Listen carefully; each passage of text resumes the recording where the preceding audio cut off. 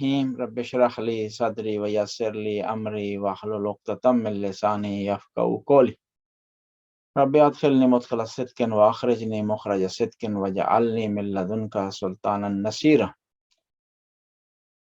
قال رسول اللہ صلی اللہ علیہ وآلہ وسلم یا علی انت منی بمنزلۃ ہارون من موسیٰ الا لا نبی بعدی، کہ علی تم مجھ سے وہ نسبت رکھتے ہو جو موسیٰ کو ہارون سے تھی، مگر یہ کہ میرے بعد کوئی نبی نہیں آئے گا۔ اس حدیث کی بنیاد پر پیغمبر کے بعد جو سب سے افضل ترین ہستی ہیں، سب سے بڑا مقام رکھنے والی ہستی ہیں، سب سے بڑا درجہ رکھنے والی ہستی ہیں، وہ امام علی ہے۔ کیونکہ حضرت موسیٰ کے زمانے میں جو ہستی دوسرے نمبر کی ہستی تھی، دوسرے نمبر کا جس کو مقام حاصل تھا، وہ حضرت ہارون کو تھا۔ اور یہ بھی ہمیں یقین ہے کہ پیغمبر گرامی جو بات کرتے ہیں تو وہ مبالغے میں بات نہیں کرتے، مجاز میں بات نہیں کرتے، بلکہ حقیقت میں بات کرتے ہیں نبی کریم۔ اور اس حقیقت میں مبنی بات کا نتیجہ نکلتا ہے کہ علی علیہ السلام کا مقام اور منزلت تمام صحابہ کرام سے افضل و اعلیٰ ہے، اور وہ مقام حاصل ہے جو خداوند تعالیٰ نے نبی کے بعد کسی ہستی کو دیا ہے، نبی کریم کے بعد۔ حتیٰ ہمارا تو یہ عقیدہ ہے کہ امام علی علیہ السلام وہ ہستی ہیں کہ جو کہ تمام انبیاء سے افضل ہیں، تمام انبیاء سے بالاتر ہیں، اور انبیاء کے بھی سرتاج ہیں۔ تو اس بنیاد پر امام علی ایک عظیم ہستی ہیں، لیکن اس کے باوجود امام علی علیہ السلام تاریخ میں مظلوم رہے ہیں۔ اس لیے ہم زیارت پڑھتے ہیں، السلام علیک یا ولی اللہ اشہد انک انت اول مظلوم، کہ آپ پہلے مظلوم ہیں۔ حالانکہ دیکھیں، دو چیزیں، ایک انسان کا کارنامہ ہے، اس کی شخصیت ہے، اس کا مقام ہے، چاہے وہ خدا کی طرف سے ہو، چاہے وہ حدیث میں ہو، چاہے وہ تاریخی حوالے سے، اس کے کارناموں کے حوالے سے، لیکن اس کے باوجود اس کو اس کا حق نہ دیا جائے، اس کو اس کا مقام نہ دیا جائے، تو یہ بہت بڑی مظلومیت ہوتی ہے۔ امام علی اتنا بڑا مقام رکھنے کے باوجود، اتنی بڑی فضیلت رکھنے کے باوجود، چاہے تاریخی حوالے سے ہو، چاہے قرآن کے حوالے سے ہو، چاہے نبی کی زبان کے حوالے سے، مظلوم رہے تاریخ میں۔ اب ہم نے دیکھنا ہے کہ علی علیہ السلام کا کیا مقام رہا ہے تاریخ میں۔ قرآن سے ہٹ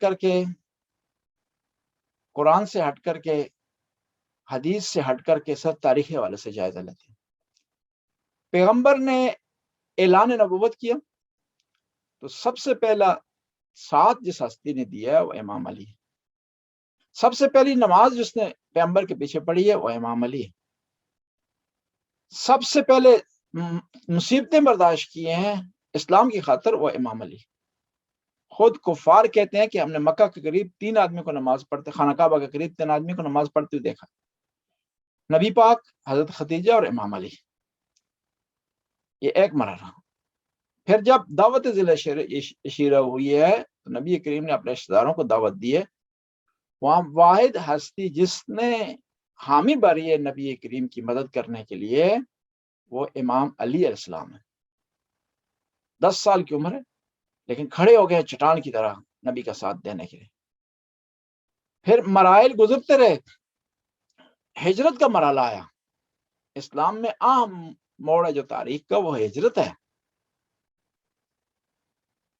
وہ مکہ سے مدینے جانا ہے، اور اتنا عام امپورٹنٹ موڑ ہے کہ اسلامی تاریخ کی بنیاد اس پر رکھی گئی۔ اس ہجرت میں کون نبی کریم کے بستر مبارک پر سویا اور اپنی جان کو ہتھیلی پر رکھا اور کفار کا مقابلہ کیا؟ وہ امام علی۔ اب ہوا اس طرح کہ کفار نے آپس میں میٹنگ کی، قریش نے میٹنگ کی، اور یہ میٹنگ تاریخ میں جو عام ہوئی، 2 میٹنگیں ہوئی ہیں نا قریش کی، 2 دفعہ ہوئی۔ ایک نبی کریم کی ہجرت کے وقت، اور دوسری میٹنگ انہوں نے کی ہے خلیفہ حضرت ابوبکر کو چنتے وقت میٹنگ کی تھی، اور دونوں میٹنگوں کا احوال آپ کی خدمت میں عرض کرتے ہیں۔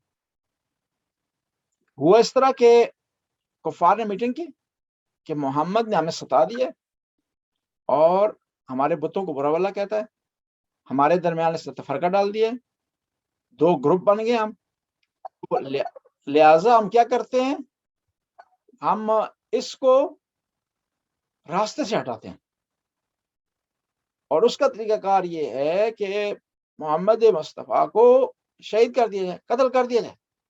اب ایک نے کہا کہ اگر قتل کریں گے تو بنی ہاشم ہمیں نہیں چھوڑیں گے، وہ قصاص کریں گے۔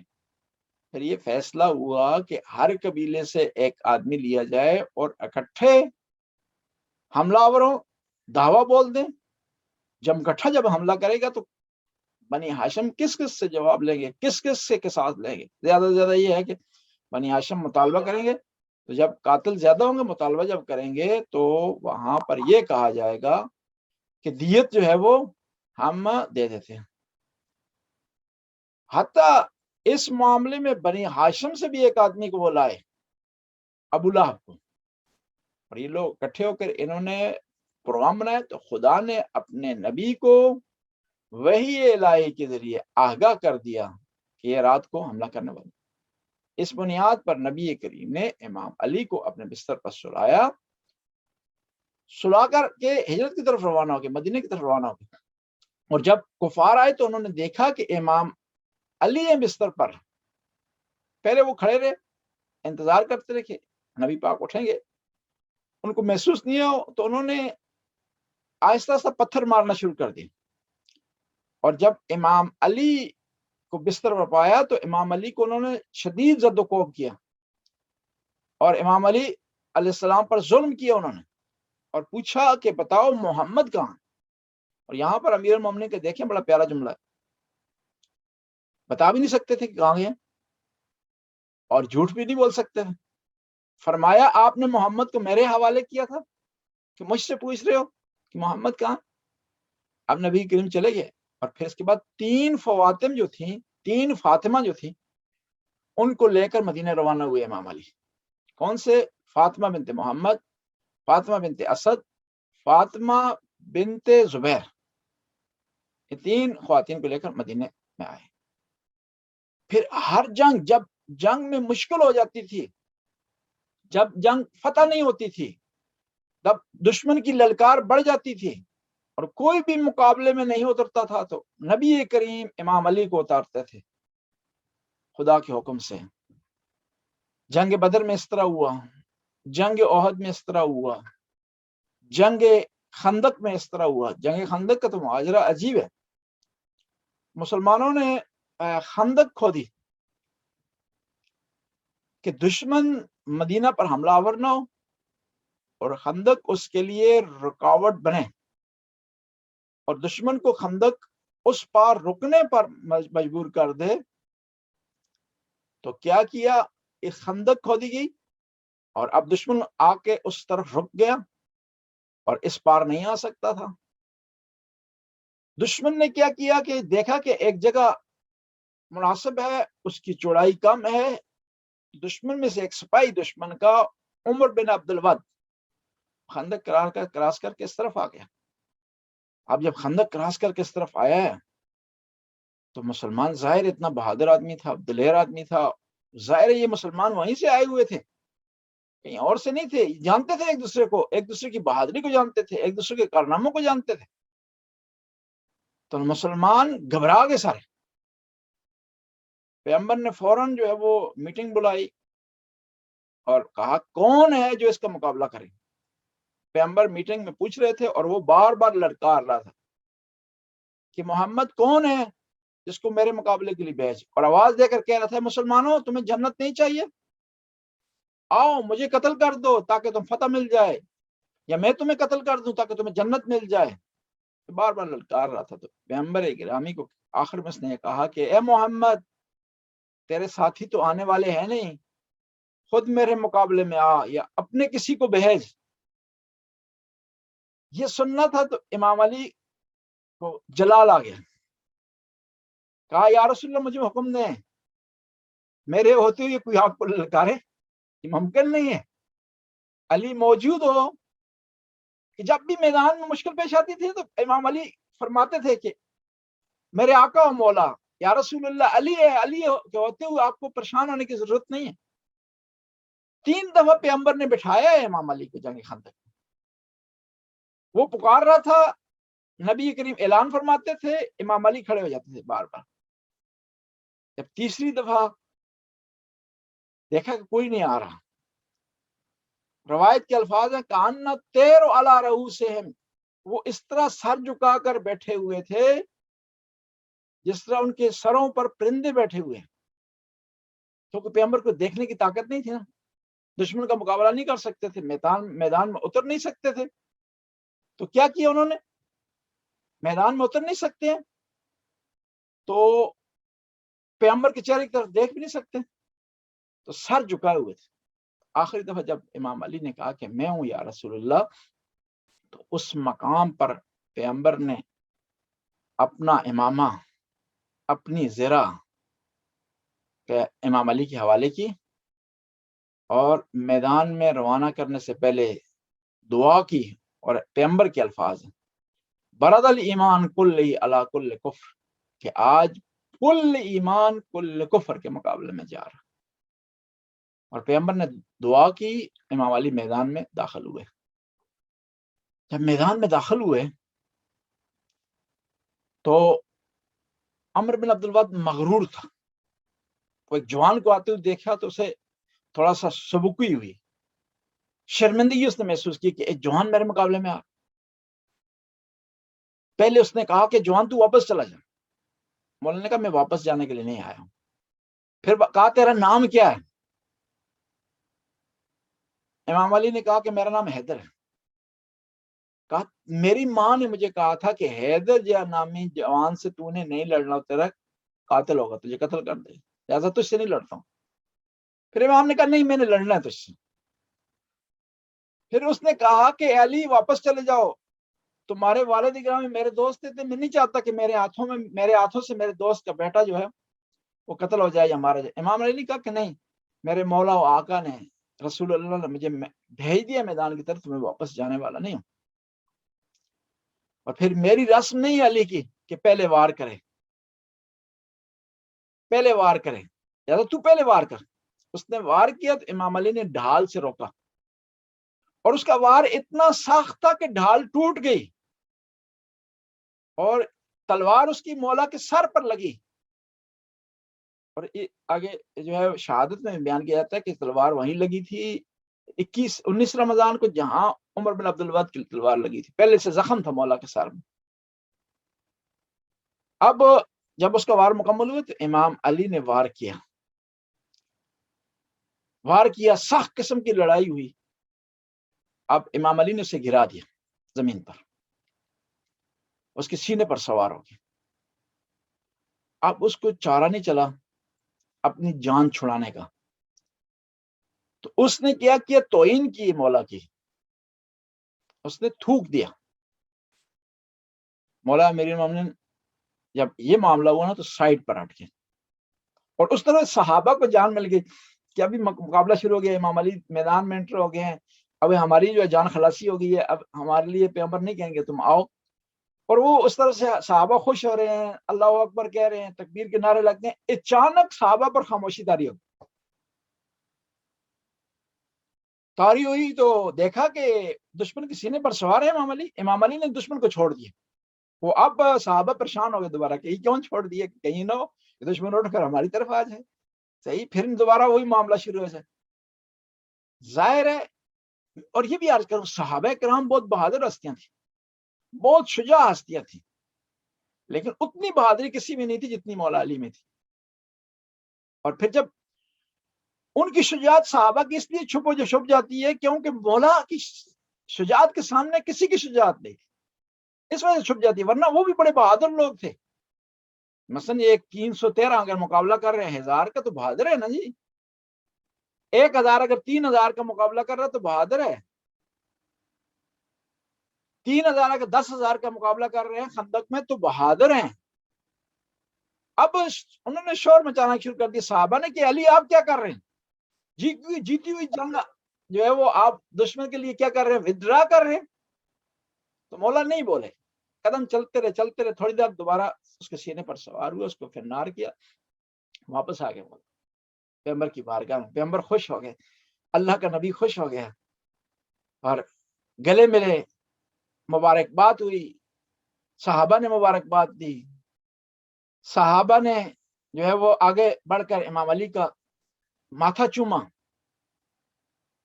اب صحابہ نے فوراً اعتراض کیا اسی فتح کی خوشی میں کہ علی پیغمبر سے کہا کہ علی نے دشمن کو کچھ لمحوں کے لیے، کچھ لحظوں کے لیے، کچھ ٹائم کے لیے تنہا کیوں چھوڑ دیا تھا؟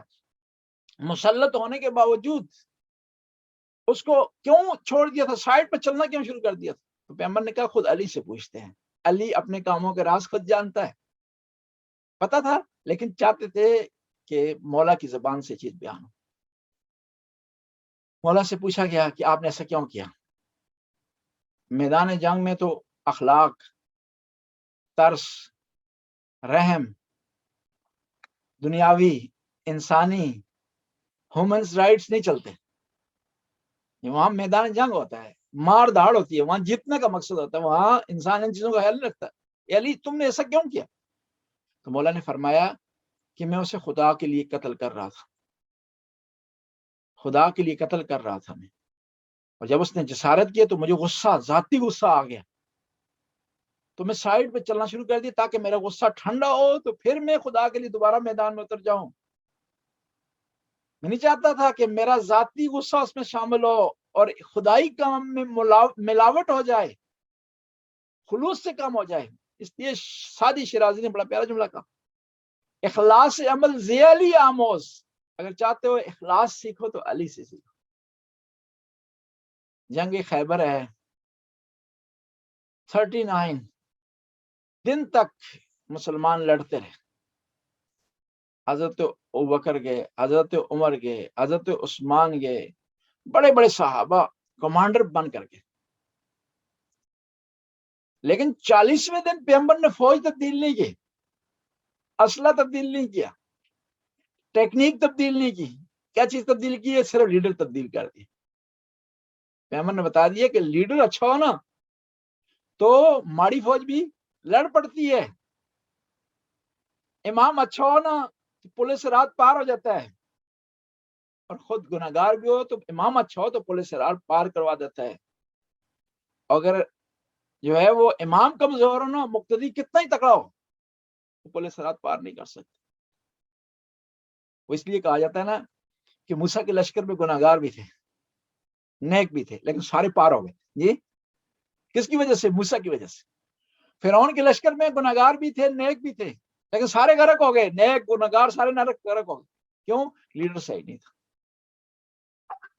بس امام پیغمبر نے ارشاد فرمایا لأوتین رایا رجلا کرارن غیر فرارن یحب اللہ و رسول. کل میں پرچم دوں گا اس کو جو کرار ہوگا، غیر فرار ہوگا، اللہ اور اس کے رسول سے محبت کرنے والا ہوگا.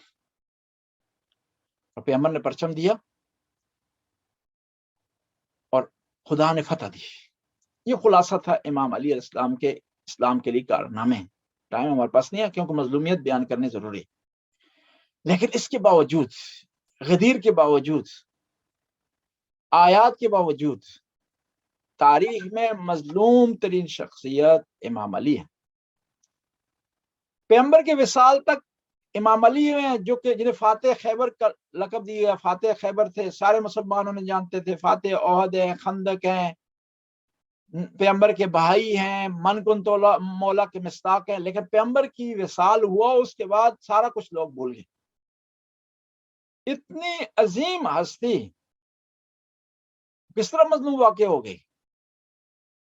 پہلی مظلومیت یہ ہے کہ مولا امیر المومنین اسی مدینہ میں انہی لوگوں کے درمیان جہاں پہ پیغمبر نے ارشاد فرمایا من کنت مولا فہذا علی مولا، انہی لوگوں میں اجنبی ہو گئے. ایک دفعہ بیوی فاطمہ نے کہا کہ علی سنا ہے میں نے لوگ آپ کو سلام نہیں کرتے. کہا بی بی اگر یہاں تک بات ہوتی تو میرے لیے پریشانی نہ ہوتی. میں لوگوں کو سلام کرتا ہوں، لوگ میرے سلام کا جواب نہیں دیتے. کون سے لوگ؟ وہ لوگ جن کو علی کی تلوار کی وجہ سے حکومت ملی، جن کو شان و شوکت ملی، مقام ملا، جنہیں درجات ملے، وہ علی کو کے سلام کا جواب نہیں دے رہے. امام علی مدینے کی گلیوں میں نکلتے ہیں تو لوگ منہ پھیر لیتے ہیں، پیٹھ کر لیتے ہیں کہ دیکھنا نہ پڑ جائے. اتنے عظیم ہستی، اتنے کارناموں کے باوجود ایک دفعہ مجبور ہیں کہ وہ اپنے گھر میں بیٹھ جائیں. اتنے بڑے بہادر جو نبی سے دفاع کیا کرتے تھے، عرب کا کوئی جوان ان کے مقابلے میں کھڑا نہیں ہو سکتا تھا، اور ان کے ہوتے ہوئے کسی کو ضرورت نہیں ہوتی تھی کہ نبی کی طرف میلی آنکھ سے دیکھے. آج مجبور ہو گئے کہ خاتون ان کا دفاع کر رہی ہے. جی دروازے پر بھی فاطمہ الزہرا ہے. امام علی نے آنے کی کوشش کہا کہ مولا آپ بیٹھ جائیں، آپ وقت کے امام ہیں، میں آج دفاع کرتی ہوں، میں آج ان سے حساب لیتی ہوں. کون ہے جو دروازے کی طرف آگے بڑھتا ہے؟ کسی نے کہا کہ لوگوں اس دروازے کی طرف آگ مت بڑھاؤ، اس گھر میں نبی پاک کی بیٹی ہے فاطمہ. تو جواب دینے والے نے کہا کہ ہمارے لیے فرق نہیں ہے، فاطمہ ہو یا کوئی اور ہو، ہم نے اس گھر پر حملہ کرنا. تو 25 سال گھر میں خاموش رہے، گھر میں بیٹھے رہے. اور اس سے بڑی مظلومیت کیا ہوتی ہے کہ اتنا ظلم سہنے کے باوجود جب بھی ضرورت پڑتی تھی اسلام پر، کوئی مشکل وقت آتا تھا، کوئی مشورہ دینا ہوتا تھا، امام علی میدان میں اتر آتے تھے. پھر 25 سال کی خاموشی کے بعد جب حکومت آئی تو جنگ مسلط کر دی گئی. اور دیکھیں عجیب ہے، اتنی عظیم ہستی فرما رہی ہیں سلونی قبل ان تفقدونی، مجھ سے سوال کرو اس سے پہلے کہ مجھے نہ پاؤ. بجائے کہ سوال کیے جائیں، علم حاصل کیا جائے، ایک آدمی کھڑا ہو گیا. یہ مظلومیت ہے نا جی. ایک بہت بڑا عالم ہو، بہت بڑا مفکر ہو، وہ کہے کہ مجھ سے پوچھو، مجھ سے نماز کے مسائل پوچھو، مجھے شریعت مجھ سے پوچھو. ایک آدمی اٹھ کے کھڑا ہو کے اسے کہتا ہے بتاؤ، اگر اس عالم دین کو کہتا ہے کہ بتاؤ کہ میرے دانت کتنے ہیں، شرمندگی کی بات ہوگی نا اس مجمع کے لیے، اس آدمی کے لیے. امام علی نے کہا کہ مجھ سے پوچھو، میں تمہیں آسمان کے راستے بتا سکتا ہوں، تمہیں یہ پانی سے متعلق بتا سکتا ہوں کہ اس میں کیا پایا جاتا ہے، کیا چیز اس سے تم حاصل کر سکتے ہو. تو آدمی کھڑا ہوا، اس نے کہا کہ اے علی بتاؤ کہ میرے سر کے بال کتنے ہیں. تو مولا نے بڑا پیارا جواب دیا، اگر میں تمہیں بتا بھی دوں کہ اتنے ہیں تو تمہیں کس طرح پتہ چلے گا کہ میں صحیح کہہ رہا ہوں یا صحیح نہیں کہہ رہا ہوں. امام علی پر 3 جنگیں مسلط کر دی گئی، جنگ جمل، جنگ صفین اور جنگ نہروان.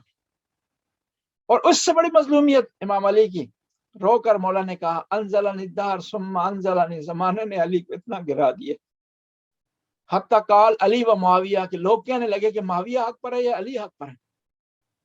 زمانے نے علی کو اتنا جو ہے وہ گرا دیا. کہاں اگر عام معیار پر بھی دیکھا جائے نا، معاویہ قابل مقابلہ نہیں ہے امام علی سے عام معیار پر، کیونکہ صحابہ کرام میں سب سے بڑا مقام، نبی کے پیارے صحابہ میں سب سے بڑا مقام کن لوگوں کو حاصل ہے؟ بدر والوں. اور بدر والوں میں سب سے زیادہ مقام، اور بدر کی لڑائی کا شاہ سوار کون ہے؟ بدر کی لڑائی میں 25 کافروں کو قتل کرنے والا کون ہے؟ امیر المومنین علیہ السلام.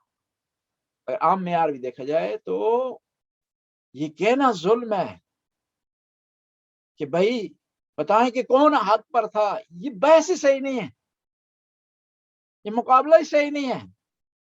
یہاں سے پتہ چلتا ہے کہ علی تاریخ میں مظلوم تھے. وہ علی جس کی عبادت کی گواہی مسجدوں نے دی، کعبہ نے دی، اس کے بارے یہ مشہور ہو گیا نعوذ باللہ علی نماز نہیں پڑھتے. ان کے بارے میں مشہور ہو گیا کہ ابو تراب نعوذ باللہ اسلام پر نہیں ہے، اسلام ان کے گھر سے چلا. مشہور و معروف واقعہ ہے نا عمر بن عبدالعزیز کا، کہ مولا کو ممبروں پر برا بلا کہا جاتا تھا علی علیہ السلام کو. یعنی زمانہ اتنا تبدیل ہو گیا، کوئی ایک آدمی نہیں اٹھا، اس نے نہیں کہا کہ یہ علی بدر کا شاہ سوار ہے، نبی کا پیارا ہے، فاطمہ کا شوہر ہے، جنت بانٹنے والا ہے، سورہ دہر کا مصداق ہے. انہی لوگوں میں یہ خطبے دیے جاتے رہے تھے، بلا بلا کہا جاتا تھا، امیر المومنین کوئی بولتا نہیں. عمر بن عبدالعزیز نے کہا کہ میں اس کو بند کروں گا، اس جو نازیبا الفاظ استعمال کیے تھے مولا کے خلاف 70 سال تک.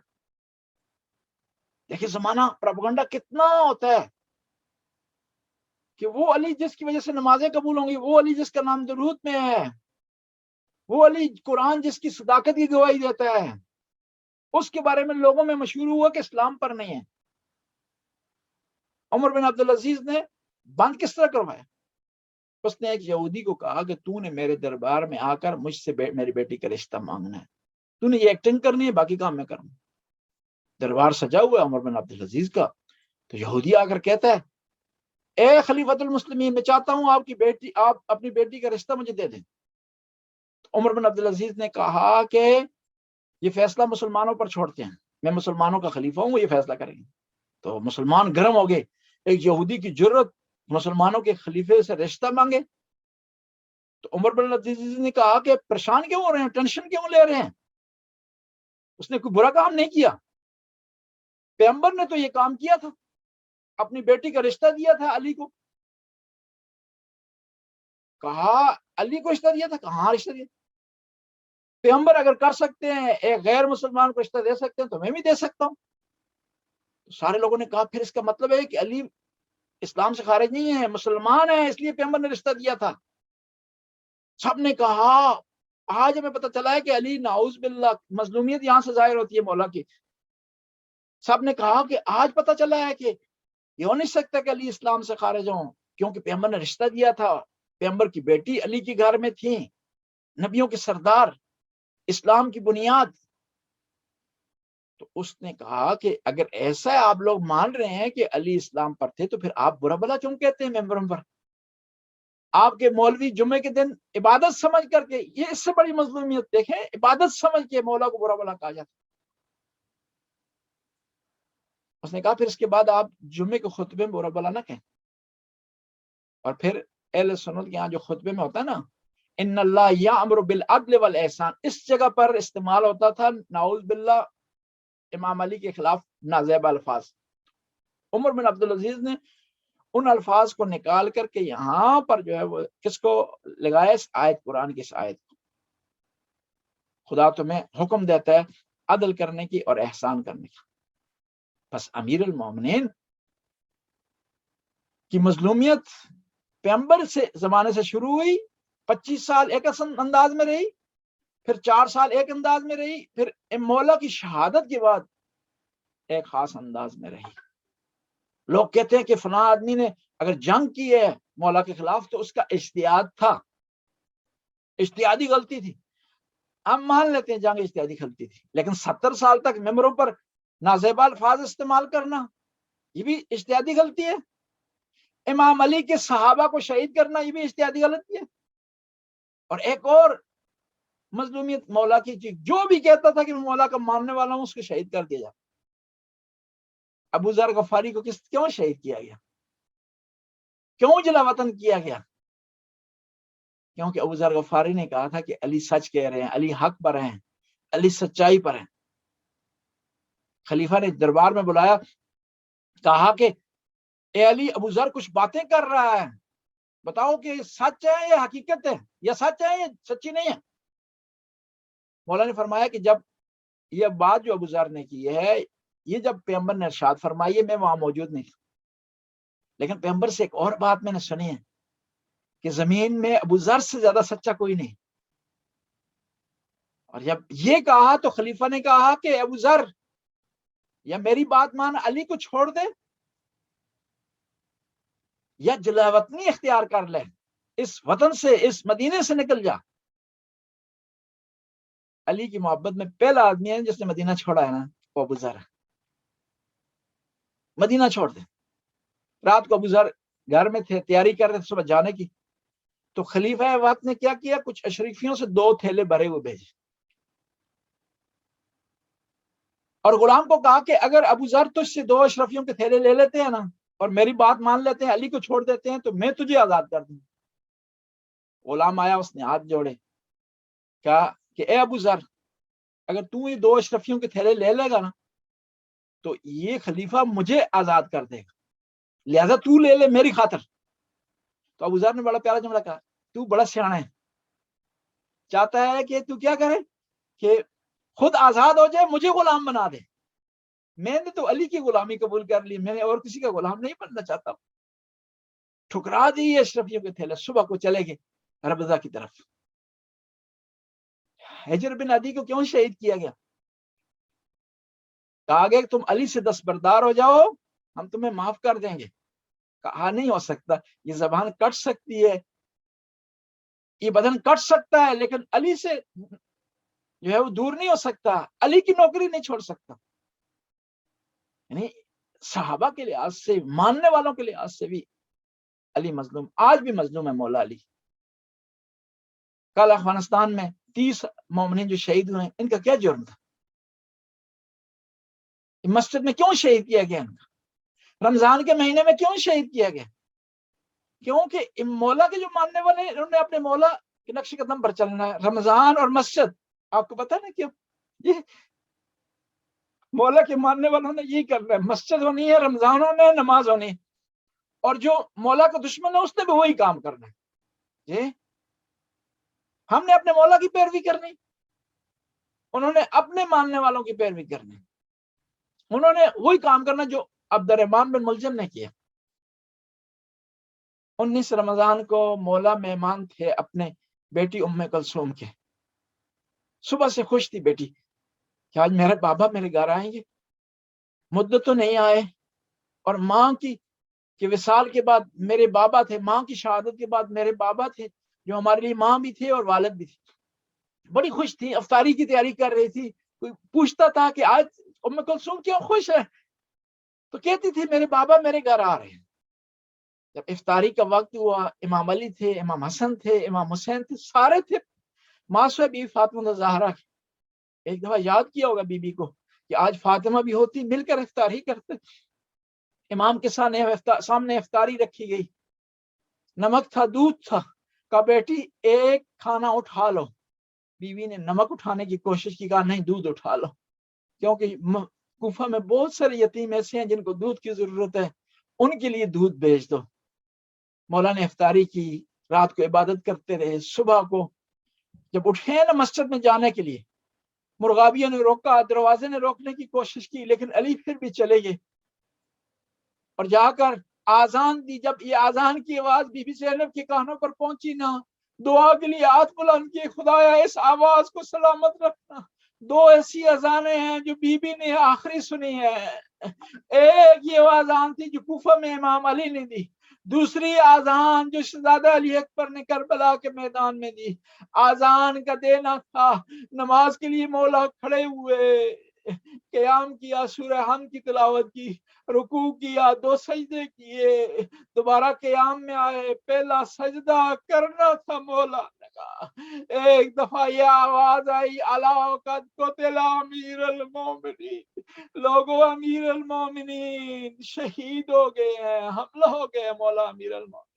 امام حسن نے مولا کے سر کو اٹھایا، اپنی گود میں رکھا، خون صاف کرنے کی کوشش کی۔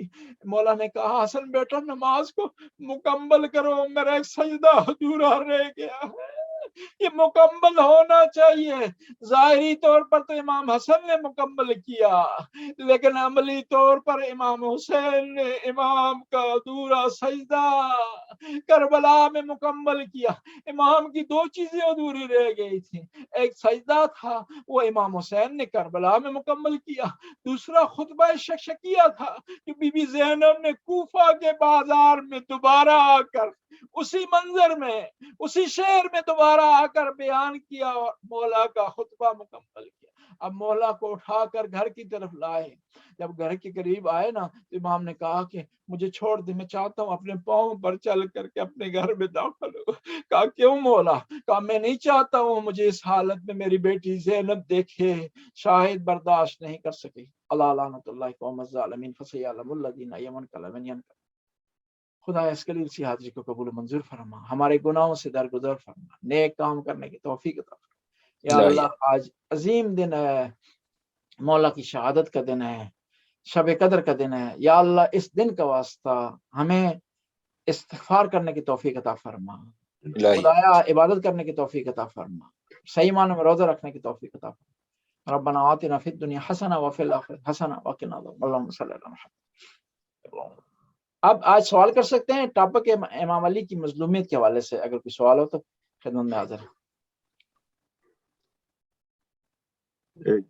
جی قبلہ اپنا یہ جو ان کے جو پہلے تو مولا علی کے جو قاتلان ان کے اوپر بے شمار لعنت، ان کے جو قاتل کے بارے میں تھوڑا سا بیک گراؤنڈ اگر آپ بتا سکیں، جو قاتلین تھے اور جو اسباب تھے اس کے جی شہادت۔ ان کا جو قاتل ہے ظاہر طور پر ایک آدمی ہے، لیکن اسباب کے لحاظ سے بھی کچھ لوگ ہیں، اور پھر جو لوگوں نے وسائل فراہم کیے ہیں وہ بھی لوگ ہیں۔ ظاہری طور پر 3 افراد تھے جنہوں نے یہ پلان بنایا ہے مولا کو شہید کرنے کا، ایک ہے قطام، ایک ہے وردان، اور تیسرا ابن ملجم۔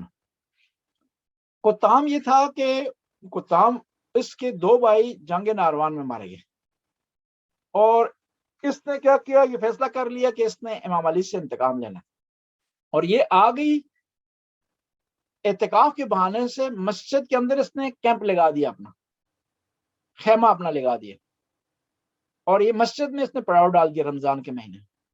اور اس طرف سے جو 3 آدمی بچے تھے جنگ نہروان میں، ان میں سے ایک عبد الرحمن بن ملجم تھا، وہ خانہ کعبہ کے پاس گیا اور وہاں جا کر اس نے اپنے آپ سے وعدہ کیا کہ میں علی سے بدلہ لوں گا، اور وہ وہاں سے چل کر کے آیا کوفہ میں، اور کوفہ میں جب آیا تو اس کی ملاقات ہوئی قطام سے، اور یہ اس کا عاشق ہو، اور اس نے قطام کو پیشکش کی کہ جو ہے تو مجھ سے شادی کر۔ اس نے کہا کہ میرا جو مہر ہے، حق مہر ہے، وہ بہت سنگین ہے، بہت زیادہ۔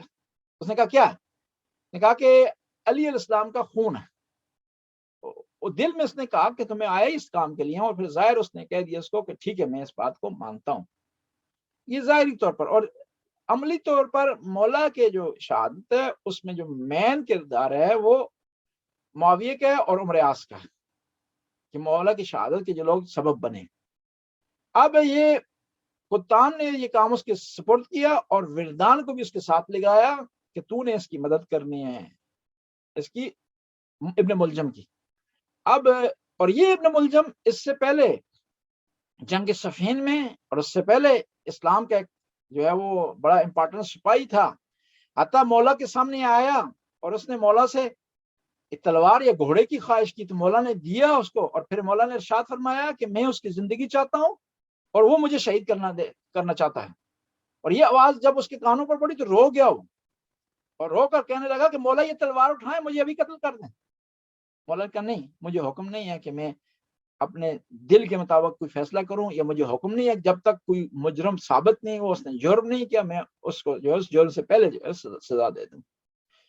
اور پھر یہ آیا اور آ کر اس نے کیا کیا، اسی کوفہ میں ایک تلوار خریدی، اور وہ کہتا ہے 1000 دینار کی میں نے خریدی ہے، اور 1000 دینار کی زہر اس نے خریدی، اور کچھ عرصہ اس تلوار کو زہر میں رکھا، وہ لفظ استعمال کیا ہے زہر میں بجھایا اسے، اور تاکہ وہ زہر آلود ہو جائے اور بچنے کا کوئی امکان نہ ہو جائے۔ یہ آیا، اس نے ضربت لگائی، اور فوراً امام علی کے صحابہ نے اسے پکڑ لیا، اس کو پیش کیا گیا، تو امام علی نے بڑے پیارے جملے کہے، کیا میں تیرا امام نہیں تھا؟ ما کن تو نعم الامام، تمہارے لیے بہترین امام نہیں تھا میں؟ تو نے پھر ایسا کیوں کیا ہے؟ جواب نہیں دے سکا، پھر اس کو لے گئے۔ تاریخ کا بڑا پیارا جملہ ہے، اتنی ضربت لگنے کے باوجود، اتنے زخموں کے باوجود شربت لائے گئے مولا کی، امام نے کہا کہ میرے قاتل کو پلا دو شربت، اور پھر میں قربان جاؤں حسن اور حسین پر۔ نہیں کہا کہ میرے مولا نے کہہ دیا، نہیں کہا کہ ہمارے بابا نے تو کہہ دیا لیکن ہم عمل نہیں کریں گے اس پر، اس نے ظلم کیا ہے، زیادتی کی ہے، ہمیں یتیم کر دیا، اس نے بے سہارا کر دیا، لیکن مولا نے جب آرڈر دیا تو حسن حسین شربت کو لے گئے اور ابن ملجم کو پلائے۔ لوگ باتیں کرتے ہیں نا قیدی کے حقوق، انسانی حقوق، تاریخ میں پہلی دفعہ ثابت ہوا ہے کہ ایک آدمی نے اپنے قاتل کو شربت پلایا۔ تو بڑا پیارا شعر کہتے ہیں نا جی، کہ جو قاتل کو پلائے شربت اس کے لیے زیب دیتا ہے، اس کے لیے مناسب ہے کہ وہ ساقی کوثر۔ اور کوئی سوال؟ مولانا صاحب تھوڑا تدفین کے حوالے سے کچھ اگر آپ تفصیل بتائیں کہ کس طرح پھر ان کی تدفین ہوئی اور کہاں پہ؟ ابھی تو ہمیں معلوم ہے لیکن اس ٹائم غالباً تھوڑا سا وہ جی پوشیدہ رکھا گیا تھا۔ یہ اصل میں یہ تھا معاملہ کہ مولا علی کو پتا تھا، امام حسن حسین کو پتا تھا کہ کچھ لوگ دفن کرنے کے بعد مولا کی توہین کریں گے، چاہے وہ خوارج کی صورت میں ہو چاہے امیر معاویہ کی صورت میں. اس لیے مولا کا حکم یہ تھا کہ آپ نے کیا کرنا ہے، رات کی تاریکی میں رات کو جنازہ اٹھانا ہے. اب لوگ کہتے ہیں نا کہ رات کو بی فاطمہ کا جنازہ اٹھا، وہ اس لیے تھا کہ کیونکہ پردے کے حوالے سے تھا، بی بی نے اس لیے وصیت کی تھی. امام علی نے پھر کیوں وصیت کی کہ رات کو میرا جنازہ اٹھے؟ رات کو جنازہ اٹھایا گیا اور فرمایا کہ اے حسن حسین بیٹا، اے غازی بیٹا، تم نے جنازہ پچھلی سائڈ سے اٹھانا ہے، اگلی سائڈ سے خود اٹھ جائے گا. روایت میں ہے کہ اگلی سائڈ سے جبرائیل اور میکائیل نے جنازہ اٹھایا اور پھر فرمایا کہ تم نے چل پڑنا ہے جنازہ لے کر کے، ایک مقام پر خود جنازہ اتر جائے گا، وہاں آپ لوگوں نے مجھے دفن کر دینا. امام حسن حسین نے وہاں دفن کر دیا اور کسی کو علم نہیں تھا آل بیت کے علاوہ اس قبر کا، کسی کو علم نہیں. یعنی صرف بی بی فاطمہ زہرا کی قبر مخفی نہیں تھی، امام علی کی قبر بھی مخفی تھی. اور دیکھیں شہادت کے بعد اس سے بڑی مظلومیت نہیں ہو سکتی. دیکھیں عام آدمی دنیا سے چلا جائے تو اس کی کوشش ہوتی ہے کہ سب کو اطلاع دی جائے، ایسے ٹائم پہ جنازہ رکھا جائے کہ زیادہ سے زیادہ لوگ آ سکیں. لیکن علی کی اتنی مظلومیت کہ علی وصیت کر رہے ہیں کہ میرے جنازے کو رات کو اٹھایا جائے اور گمنام جگہ پر دفن کیا جائے، اس سے بڑی مظلومیت کیا ہو سکتی ہے علی؟ اور وہاں دفنا دیا، کسی کو علم نہیں تھا. امام جعفر صادق کے زمانے میں خلیفہ وقت شکار کے لیے آیا نجف میں، اور وہ شکار کے لیے جب نجف میں آیا تو کتے چھوڑتا تھا شکار کے پیچھے، ہرن کے پیچھے. تو ہرن ایک جگہ کھڑا ہو جاتا تھا، کتے اس کے قریب نہیں جاتے تھے، دور سے بھونکتے تھے، اس کے قریب نہیں جاتے. بڑی اس نے کوشش کی. تو علماء سے اس نے سوال کیا، کوئی جواب نہیں دے سکا. تو امام جعفر صادق نے ارشاد فرمایا کہ یہ ہمارے جد امجد امیر المومنین کی یہاں قبر مطہر ہے، اس لیے کتا اس کے قریب نہیں جا سکتا. اس زمانے سے پتہ چلا ہے کہ مولا کی قبر نجف میں. اور پھر مولا نے وصیت میں کہا تھا کہ مجھے ایک ایسے مکان پر دفن کیا جائے گا کہ جہاں مجھ سے پہلے آدم اور نوح دفن. پھر ہماری روایات میں موجود ہے کہ جس جگہ امام علی دفن ہے وہیں دفن ہے حضرت آدم، حضرت نوح، اور اس کے بعد یہ شہر آباد ہوا ہے. ورنہ کوفہ شہر تھا، یہ شہر اس وقت آباد نہیں تھا. یہ جب قبر کا علم ہو تو اس کے بعد آبادی یہاں پر ہوئی ہے. جی اور کچھ سوالوں سے ایک مختصر اگر کوئی آج کے دن کے حساب سے کوئی چیزیں ہیں جو پڑھی جا سکتی ہیں، کوئی ایسی جو ہے وہ آپ بتا دیں. یہ اعمال کے حوالے سے جی ویردیا جس طرح قاتلوں پہ لعنت یا کوئی اس طرح سے جو بھی آپ. جی استغفر اللہ ربی واتوب، زیادہ سے زیادہ استغفار کریں. دعائے جوشن کبیر اس دن جو ہے پڑھی جائے. اس کے علاوہ جو ہے وہ نوافل پڑھے جائیں شب قدر کے حوالے سے، اس دن کی حوالے سے. پھر اس کے علاوہ اللہم لعن قتلۃ امیر المومنین، کہ خدایا تو لعنت بھیج امیر المومنین کے قاتلوں پر. زیادہ سے زیادہ یہ پڑھا جائے، اس کا بہت زیادہ ثواب ہے. اگر جو ہے وہ عربی میں نہیں پڑھ سکتے تو اردو میں بھی کہہ سکتے ہیں. اب کہنے والے بعض لوگ کہتے ہیں کہ بھائی یہ لعنت بھیجنے کے بجائے درود بھیجیں تو بہتر. نہیں، قرآن نے دونوں چیزوں کا ذکر کیا. جہاں بسم اللہ وہاں اعوذ باللہ بھی ہے. جہاں ان ہستیوں کے لیے درود ہے تو وہاں ان ہستیوں کے دشمنوں پر لعنت بھی ہے. یعنی ساتھ ساتھ دونوں چیزیں چلتی ہیں. جہاں پیغمبر جو ہے وہ ریگارڈ دے رہے ہیں، اپریشیٹ کر رہے ہیں حضرت حمزہ کو، وہاں ابو لہب پر قرآن نے لعنت بھی بھیجی ہے. یعنی دونوں چیزیں ضروری ہیں. یہ دنیا کا معیار ہے کہ اچھے لوگوں کو پسند کریں اور برے لوگوں سے نفرت کریں. یہ کافی نہیں ہے کہ صرف اچھے لوگوں سے محبت کریں. اور برے لوگوں سے جو نفرت ہے ایز اے انسان نفرت نہیں ہے، ان کے کاموں سے نفرت ہے. ورنہ سارے انسان قابل رسپیکٹ ہیں، قابل احترام ہیں. یہ اور کچھ سوال ہے مومنین کے ذہن میں امام علیہ السلام کی مظلومیت کے حوالے سے، امام علیہ السلام کی زندگی کے حوالے سے، ان کی سیرت کے حوالے سے؟ جی السلام علیکم. جی وعلیکم السلام. جی شاہ صاحب خیریت سے؟ آپ ٹھیک ٹھاک ہیں؟ جی اللہ کا شکر ہے، سب خیریت. صاحب کل میں علامہ شہنشاہ نقوی صاحب کی مجلس سن رہا تھا، تو وہ بتا رہے تھے کہ جو مولا علی علیہ السلام کی جو قبر ہے وہ حضرت آدم علیہ السلام انہوں نے تیار کی تھی. اور جو وہاں پہ کافی انبیاء جو ہیں ان کے گرد جو ہیں وہ دفن ہیں وہاں پہ، اس کے حوالے سے تھوڑا سا بتا دیں۔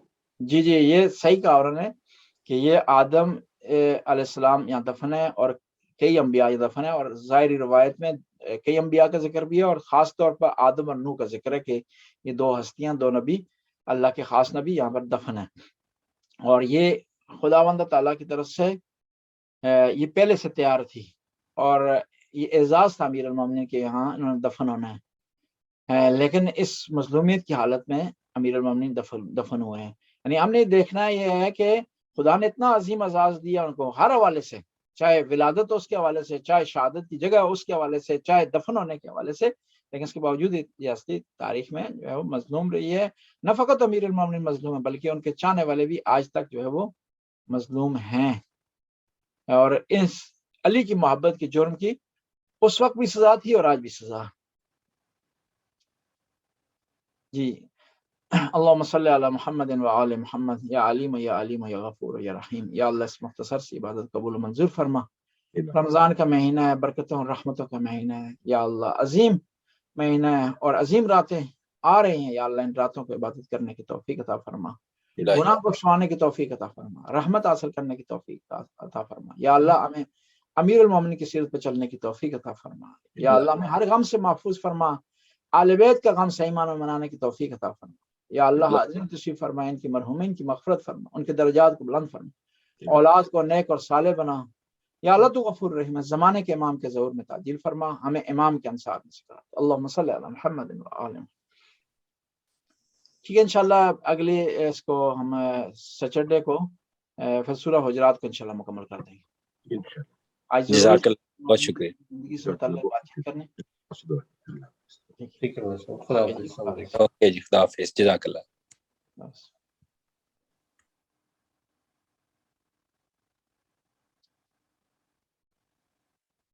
اللہم صلی علی محمد